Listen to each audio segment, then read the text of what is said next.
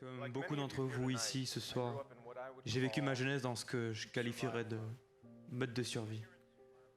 Lorsqu'on est en mode de survie, l'objectif est d'arriver à la fin de la journée indemne. Et lorsqu'on vit dans ce mode à 5 ans, à 10 ans et à 15 ans, il n'y a pas beaucoup de place pour des mots comme communauté, des mots comme nous et on. Il n'y a de la place que pour je et moi. À 5 ans, 10 ans et 15 ans, non seulement des mots comme nous et on avaient une résonance étrangère à mes oreilles, il me semblait mensonger. Car si nous et on existaient vraiment, s'il y avait vraiment quelqu'un pour me regarder, m'écouter et s'intéresser à moi, alors quelqu'un m'aurait sauvé à l'heure qu'il est. Ce sentiment d'être une personne différente, seule, qui sort de l'ordinaire, m'a suivi jusque dans ma vingtaine et ma trentaine. À 33 ans, j'ai commencé à jouer dans une série télévisée dont le succès, aux États-Unis mais aussi à l'étranger, m'a amené pendant les 4 années suivantes à voyager en Asie, au Moyen-Orient, en Europe et j'en passe. Durant cette période, j'ai donné des milliers d'entrevues. J'ai eu de nombreuses occasions de m'exprimer en toute franchise et de dire que j'étais gay. Mais j'ai choisi de ne rien faire. J'avais mis au courant ma famille et mes amis, les personnes de ma vie privée à qui j'avais appris à faire confiance avec le temps. Mais dans ma vie professionnelle et publique, je n'en parlais pas ouvertement. Au lieu de sortir du placard, j'ai préféré me dépouiller de mon intégrité. J'ai choisi de mentir et de cacher la vérité.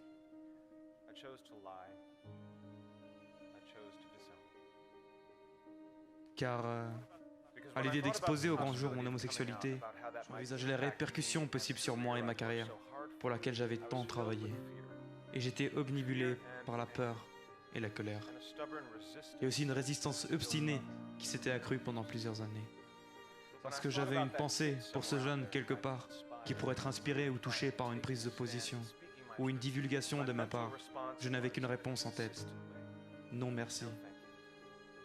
Je me disais que j'avais passé plus de 10 ans à bâtir cette carrière, seul, par moi-même. Et dans un certain sens, c'était tout ce que j'avais. Et je devrais maintenant la mettre en péril pour servir de modèle à quelqu'un que je n'avais jamais rencontré, qui n'existait peut-être même pas. Pour moi, cela n'avait aucun sens.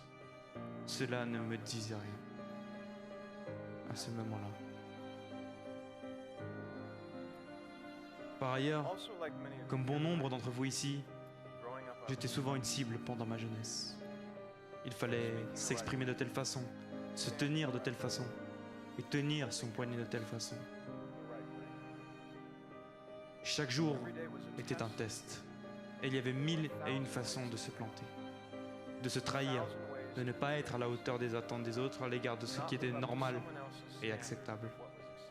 Et quand on se plantait, ce qui était garanti, il y avait un prix à payer, sur le plan affectif, psychologique et physique.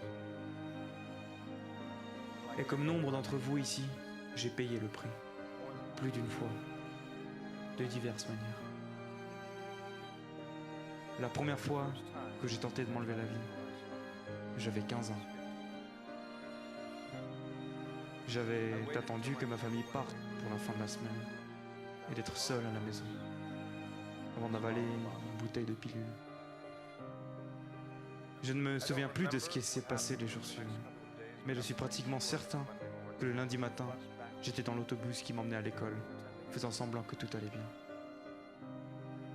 Quand on me demande s'il s'agissait d'un appel à l'aide, je réponds non, car je ne l'avais dit à personne.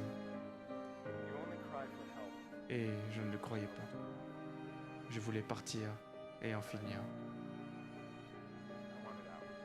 À 15 ans. Je et moi ont leurs limites. Et on peut s'y sentir bien seul. En 2011, j'ai décidé de quitter mon métier d'acteur et de laisser derrière moi beaucoup de choses que je croyais importantes à mes yeux auparavant. Après avoir abandonné les scénarios et les plateaux auxquels je rêvais depuis mon enfance, perdant du coup l'attention et les regards auxquels je ne rêvais pas depuis mon enfance, il me restait que ce que j'avais au départ. Je et moi. Et ce n'était pas suffisant. En 2011, je me suis joint à un groupe d'hommes appelé The Mankind Project, un groupe pour tous les hommes, et j'ai enfin été initié au concept du nous, du on, qui m'était encore étranger et que je voyais encore comme une menace potentielle. C'est grâce à cette communauté que je suis devenu membre de la Human Rights Campaign, que je suis fier d'appuyer. Et c'est à ce moment-là que j'ai été mis au courant de la persécution de mes frères et sœurs LGBT en Russie. Il y a quelques semaines, au moment de rédiger une lettre au Festival international du film de Saint-Pétersbourg, pour leur annoncer que je déclinais leur invitation, une petite voix dans ma tête revenait à la charge, insistant sur le fait que personne ne se rendrait compte de rien, que personne ne regarderait ou écouterait, que ça n'intéresserait personne. Mais cette fois-ci, enfin, je savais que la petite voix avait tort. Je me suis dit que même si une personne remarquait cette lettre, dans laquelle je dévoilais la vérité, et que ma petite histoire allait se greffer à une histoire beaucoup plus grande et importante, ma lettre valait la peine d'être envoyée. Je me suis dit que je serais pour quelqu'un d'autre ce que personne n'avait été pour moi. Que j'enverrais à ce jeune, peut-être aux États-Unis, outre-mer, peut-être même au plus profond de vous-même, à ce jeune qui est une cible à la maison, à l'école ou dans la rue. Le message que quelqu'un le regarde, l'écoute et s'intéresse à lui. Qu'il y a un nous, qu'il y a un non, et que ce jeune, adolescent ou adulte, est aimé, et qu'il n'est pas seul.